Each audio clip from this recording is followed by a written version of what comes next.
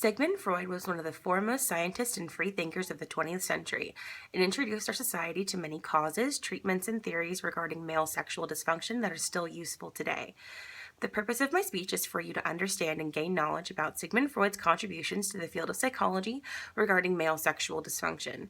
Freud penned many acclaimed essays, but two of which titled The Essays on the Theory of Sexuality and the Most Prevalent Form of Degradation in Erotic Life, described explanations and theories for why male sexual dysfunction exists, such as the Madonna whore complex.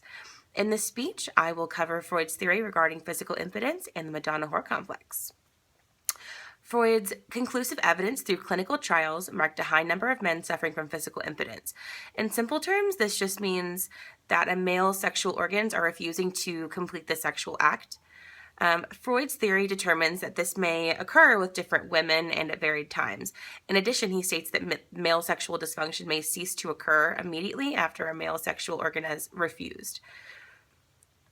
Freud maintains that physical impotence is caused by inhibiting influence of certain complexes in the mind, which is from Hartman, 2009.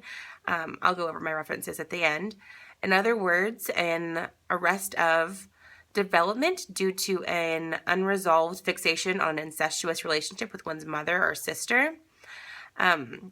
Although many of Freud's contributions throughout the last century have become less useful, his contributions regarding physical impotence are still considered relevant. Freud's theory was that in order to have a lasting, fulfilling, and lifelong sexual relationship, one must breach the phase of instinctive infantile partner choice, where there was an incest barrier, and move on to a mature, gratifying sexual plane where true satisfaction can be realized. Freud also theorized and coined the Madonna whore complex, which is readily apparent in many social relationships in the 21st century. The Madonna whore complex describes the distinction men draw between the women that they can respect and the women that they degrade. In fact, this complex describes that these two distinctions are exclusive and they cannot integrate. In the 21st century, this complex can be viewed with many examples.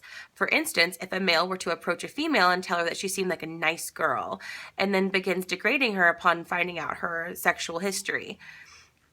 This complex initiates from the thought process that love, the Madonna, is shared with someone that is virginal and nice, and that sex, the whore, is shared with someone who is dirty and therefore only deserves disrespect. So the Madonna is the virgin and the whore is, someone who has a sexual history and they cannot integrate.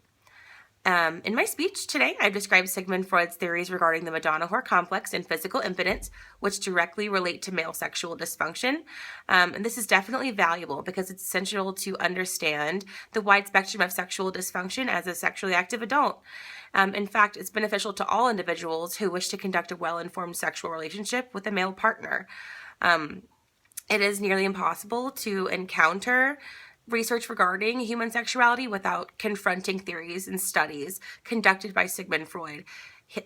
Even if his theories are completely useless, he will still be brought up because he was the first one. He was the pioneer.